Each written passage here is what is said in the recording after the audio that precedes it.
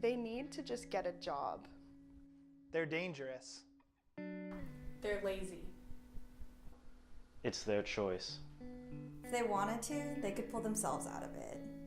It's only about middle-aged men. Providing food and shelter only enables them. It will never happen to me. We have all seen a homeless person, especially in Portland, and we have all heard the faulty reasoning about why they have fallen into this state.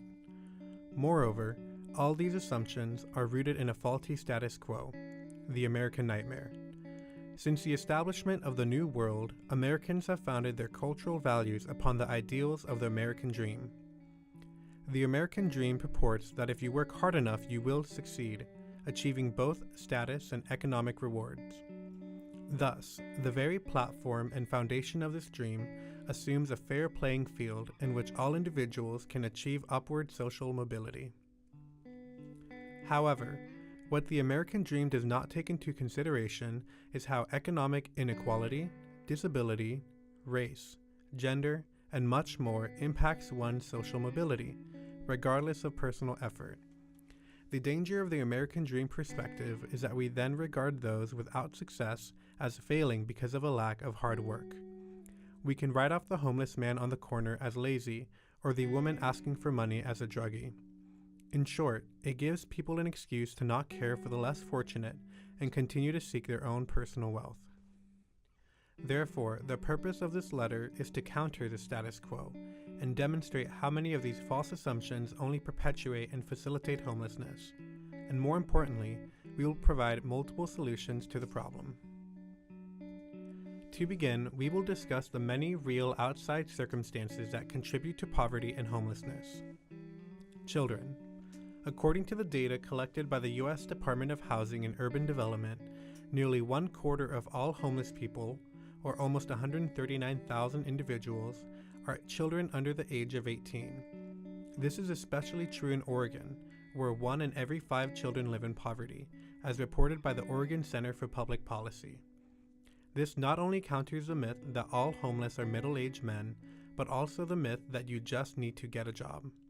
If you are a child trying to go to school, develop, and mature, how can you also work to support yourself at such a young age? Mental illness.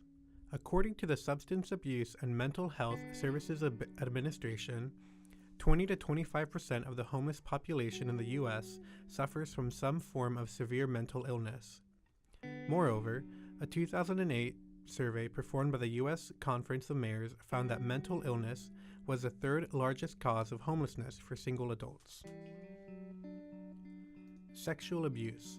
The Universal Periodic Review Housing Report of 2014 reported that more than 90% of homeless women are victims of severe physical or sexual abuse. Furthermore, escaping that abuse was a leading cause of their homelessness. And last, veterans. On a single night in January 2013, there were 58,000 homeless veterans in the United States, as communicated by the U.S. Department of Housing and Urban Development. That means that veterans accounted for over 12% of all homeless adults. The fact is that these outside circumstances, PTSD, escaping abuse, mental illness, and age, affects one's ability to just get a job or hold a job way more than individual effort. And dismissing these individuals as lazy leaves a large part of our community without aid and ostracized. The Oregon Center for Public Policy reported that in 2013, nearly 17% of the population were at or below the poverty line. To be below the Oregon poverty line, an individual must be making a gross yearly income of less than $11,770, which is $980 a month. To place this into perspective, if you have the smallest meal plan here at the University of Portland, you are given $420 a month for food alone. That is half of someone at the poverty line's total monthly income, and they have to use that income for rent, utilities, transportation, insurance, and any other living costs as well. But there is a solution. We do not have to sit by and let our fellow citizens suffer. We do not need to allow our society's stigmas to cloud our judgment. The first step is to redefine homelessness by changing the status quo. Though the American dream is a powerful ideal, it is time to address it simply as that, a dream, not a fact. It is time to realize that while everyone has a right to life, liberty, and the pursuit of happiness, for some people, that goal is much easier to obtain. It is time to address the inequality, not only in society, but in ourselves as well. It is time to change, to be a part of the solution instead of the problem. It starts with an individual. It starts with you. Portland Rescue Mission, a non-profit organization determined to end the cycle of homelessness, believes that altering individual perspectives and actions is essential. Their ideas for helping the homeless is a tutorial for doing just that.